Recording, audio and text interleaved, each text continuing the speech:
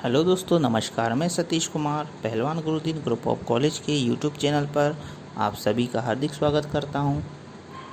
आज हम चर्चा करने वाले हैं बीए द्वितीय वर्ष के समाजशास्त्र प्रथम प्रश्न पत्र के अंतर्गत लैंगिक विषमता के बारे में। तो अगर अभी तक आपने हमारा चैनल सब्सक्राइब नहीं किया है तो कृपया चैनल सब्सक्राइब करें, लाइक करें, कमेंट करें, शेयर करें। साथ ही साथ नीचे दिए गए बेल आइकन को प्रेस करना ना भूलें ताकि नई नई नोटिफिकेशन आप तक आसानी से पहुंच सके। आइए दोस्तों, शुरू करते हैं। परिवार में लैंगिक विवाद का विश्लेषण न सिर्फ सामाजिक दृष्टिकोण से बल्कि आर्थिक एवं राजनीतिक दृष्टिकोण से भी अत्यंत महत्वपूर्ण है। समाजशास्त्रियों द्वारा सामान्य रूप से यह मान लिया गया है कि लैंगिक लोकाचार अथवा रूढ़ियाँ सामाजिक नियम संहिता, सामाजिक संस्कार तथा सामाजिक संस्थाओं के प्रभावित होने की वहाँ संभावना हो जाती है जहाँ अत्यंत विषम लैंगिक अनुपात पाया जाता है। सन 2001 की जनगणना के अनुसार भारत में 1000 पुरुषों पर स्त्रियों की संख्या 933 थी, जबकि 1901 में यह संख्या 972 थी। इस तरह विगत 100 वर्षों में यह अनुपात निरंतर कम होता गया है। देश में एकमात्र केंद्र शासित प्रदेश पांडिचेरी है जहां स्त्रियों की संख्या पुरुषों से अधिक है। यह संख्या क्रमशः केरल में प्रति 1000 पुरुष पर स्त्रियों की संख्या 1058 तथा पांडिचेरी में यह 1001 है। अन्य सभी राज्यों में केंद्र शासित प्रदेशों में पुरुषों की अपेक्षा स्त्रियों की संख्या कम है। लैंगिक विषमता का विषय समसामयिक भारतीय समस्याओं से संबंधित व्यक्तियों के लिए यह विषय विशेष रुचि के साथ साथ विवाद का विषय भी रहा है। यह आधुनिक विश्व की एक प्रमुख सामाजिक समस्या है जिसके परिणाम स्वरूप अनेक समस्याएं उत्पन्न होती हैं। भारतीय स्त्री सदैव ही अत्याचार एवं शोषण का शिकार होती रही है। यह पुरुष प्रधान समाज उसे एक वस्तु मानकर उसके साथ व्यवहार करता चला आया है।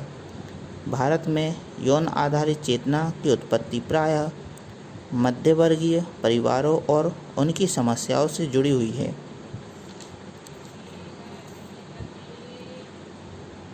अब बात करते हैं दोस्तों परिवार में लैंगिक विषमता के प्रमुख कारणों के बारे में।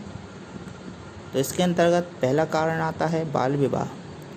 बाल विवाह अवरोध अधिनियम 1929 पारित होने के पश्चात भी भारत में सामाजिक सांस्कृतिक रूप से आज भी बाल विवाह को प्राथमिकता दी जाती है। परिणाम स्वरूप लड़कियों का विवाह परिपक्व अवस्था में पूर्व ही हो जाता है, जिससे एक और उनका विकास अवरुद्ध हो जाता है तो वहीं दूसरी ओर कम उम्र में ही मातृत्व धारण करने व जल्दी बच्चा पैदा करने के कारण उनका स्वास्थ्य क्षीण होने लगता है। स्वाभाविक अशक्तता, क्षय और गर्भाशय की बीमारियां उनका नाश करना शुरू कर देती हैं। दूसरा कारण है लड़कियों की अपेक्षाकृत उपेक्षा। भारत में स्त्रियों की अपेक्षा पुरुषों को अधिक महत्व दिया जाता है। सामाजिक सांस्कृतिक मान्यताओं के कारण देश में पुत्र रत्न प्राप्ति का सर्वाधिक महत्व है। अभी स्त्रियां आर्थिक रूप से पूर्ण स्वतंत्र नहीं हो पाई है, अतः स्त्री पिता और भाइयों पर आश्रित है तथा विवाह के पश्चात वह पति एवं पुत्रों पर आश्रित हो जाती है। यह आश्रितता उसे उपेक्षित व्यवहार सहने को मजबूर कर देती है। अगला कारण है पौष्टिक भोजन तथा प्रसव संबंधी सुविधाओं का अभाव। भारत में स्त्रियों के लिए पौष्टिक भोजन तो दुर्लभ है ही, साथ ही प्रसव संबंधी सुविधाओं का भी नितांत अभाव है। विशेषकर ग्रामीण इलाकों में तो इनकी और भी कमी है।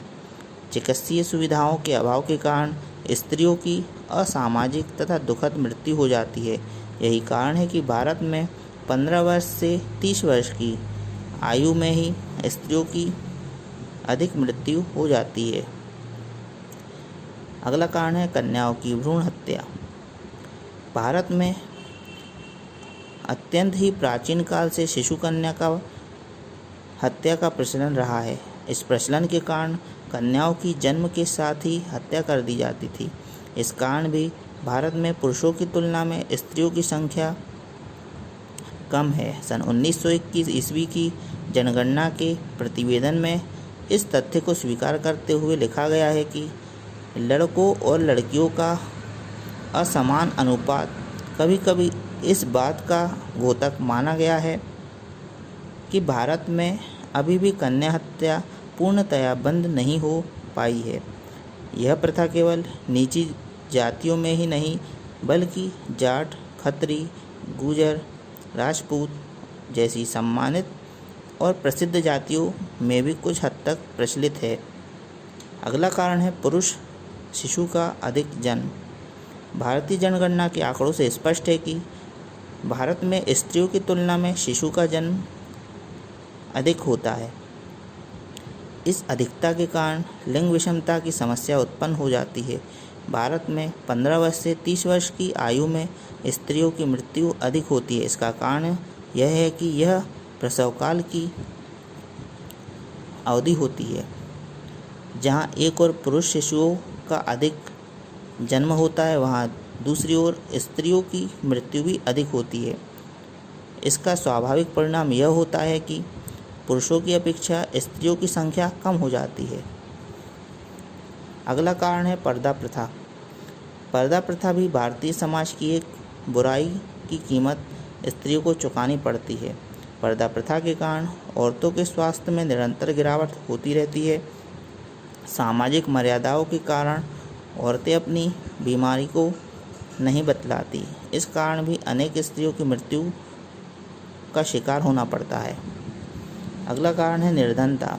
भारत का सबसे बड़ा अभिशाप यहाँ की निर्धनता है। इस निर्धनता के कारण भी स्त्रियों को ही इसका शिकार होना पड़ता है। निर्धनता के कारण स्त्री अपने स्वास्थ्य पर ध्यान नहीं दे पाती तथा अपनी बीमारी का समुचित निदान नहीं करा पाती। समुचित स्वास्थ्य सुविधाओं के अभाव में उनकी मृत्यु तक हो जाती है। परिणाम स्वरूप पुरुषों की तुलना में स्त्रियों की संख्या कम हो जाती है और इसके परिणाम स्वरूप लैंगिक विषमता उत्पन्न होने लगती है। इस प्रकार लैंगिक विषमता का तात्पर्य लिंग के आधार पर महिलाओं पर किसी भी प्रकार का भेदभाव, बहिष्कार या बंधन लगाने से है, जिसका प्रभाव या उद्देश्य चाहे वैवाहिक स्तर जैसा भी हो, स्त्री पुरुष को समानता के आधार पर प्राप्त अधिकारों को कमजोर करना तथा निष्प्रभावी बनाना हो और महिलाओं को उनके मानव अधिकारों और राजनीतिक, आर्थिक, सामाजिक, सांस्कृतिक, नागरिक या किसी अन्य क्षेत्र में मौलिक स्वतंत्रताओं के उपयोग से वंचित करना है। आज लगभग हर परिवार में इस प्रकार के लैंगिक भेदभाव हम देख सकते हैं। तो दोस्तों, आज हमने चर्चा की लैंगिक विषमता के बारे में तथा